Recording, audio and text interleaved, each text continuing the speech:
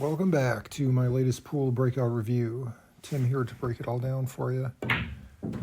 And today we need to have a serious talk about just accepting the physical realities of the pool table and the balls, the way everything interacts with each other, and the physics behind it. And just sometimes you just have to accept reality here. And a lot of times we don't do that, I feel. And it's preventing us from taking our game to the next level that we're trying to get to. And we're going to address some of those issues here in this video. And this may be some hard truths to be able to acknowledge and accept. But at a certain point we have to, because I don't know about you, but even when I know these things, it's like, have you ever been in a situation where you are shooting a ball in and basically just hoping that something's going to happen when there's no actual physical ability for that event to take place? The cue ball is not going to come off the ball a certain way. It's not going to go where you want. The spin is not going to affect it enough to make it go the direction you want it to go. And after you hit it, you may make the ball, and then, the cue ball goes in a completely different direction than which you would, hope that it would go. But in the back of your mind, you knew that it wasn't going to happen that way. And like I said, I think we just need to start accepting some of these basic fundamental facts. That was a nice shot there. So, let's just all just come down to reality here. And there's a couple examples here in this rack that I want to talk about here. This one is a tough shot, and I'm right in the corner. The back of my cue is actually running into the cue stand, so I have to move it here just to be able to make the shot, which I don't really like doing because it's extra work, and I don't even know what the odds of me making this shot are anyway, even if I do have space behind me. But I'm going to do everything in my power to try to make that.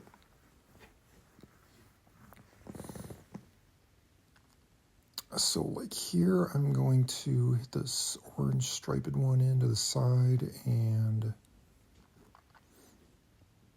use a little backspin, try to get it to set up there for the 9 ball.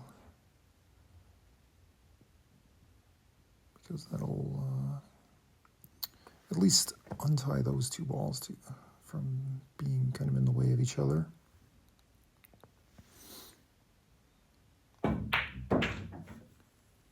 Okay, not too bad. So yeah, there's some tough shots involved with this rack. I also have some balls tied up together down there.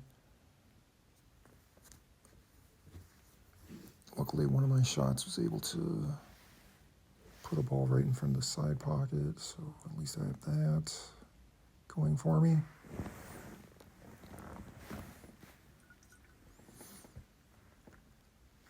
Now this one I'm trying to shoot. See, my hand's close to the 5 ball. It's making it awkward. So I wanted that to slide up so that it's able to be in line for the 8 ball to go on the side, but I didn't have a comfortable position, so I wasn't able to really get where I wanted to. I mean, I could still try to hit the 8 ball into the side, but then, we're back to the old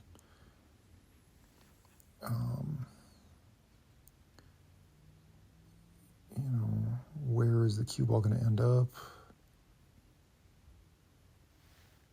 So this one, see, look at that. There, I just have to accept the fact that I need to somehow line up a shot on one of these two balls that are blocking the closer pocket. So I got to go for the other pocket. To do that, I got to hit that ball in that I just hit in and set it up for one of these two balls by leaving the cue ball right there. It might be tempting to always go and try to break up those balls, but you don't have to. And you're just gambling because you're going to probably end up sitting right on a ball with the cue ball, or you're going to be behind the ball, or you're going to be against the side rail. So that ball actually went in. For some reason that pocket's kind of weird and it makes balls pop out once in a while. But I'm not going to accept that. If I made it, I made it. And rewind the video if you want proof that I actually made that ball. And it's just, that pocket's it's like a trick pocket.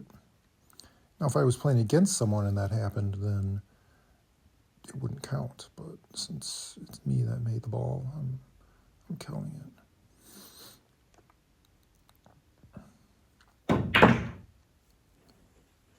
Okay, draw that one back. Now here's a perfect example of what I'm talking about. All right, the 5 ball is at a weird angle. Now, what do I want to do here? Just leave it right there and set myself up for a long shot on the 8 ball.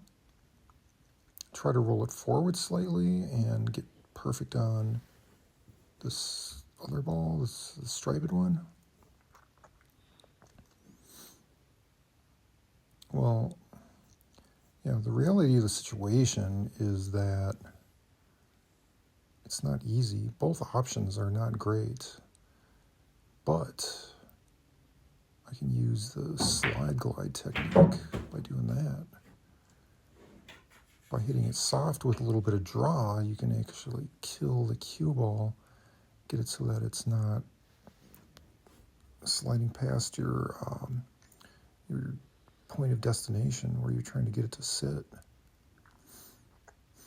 Now I have a nice little angle, which this isn't exactly an easy shot either, but at least I'm able to hit it with a slightly low on the cue ball, bounce it off the rail back out to the middle of the table for the 8 ball, and I'm actually giving myself an easier shot in the long run.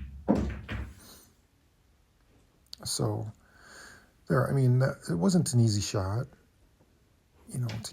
to get on that last ball there and to, get in a situation where I'm able to give myself a makeable shot and then subsequently give myself an easier shot on the 8 ball. But, that's the reality of the situation, and I accepted that. And by doing so, I'm able to get out on this rack. So there you go.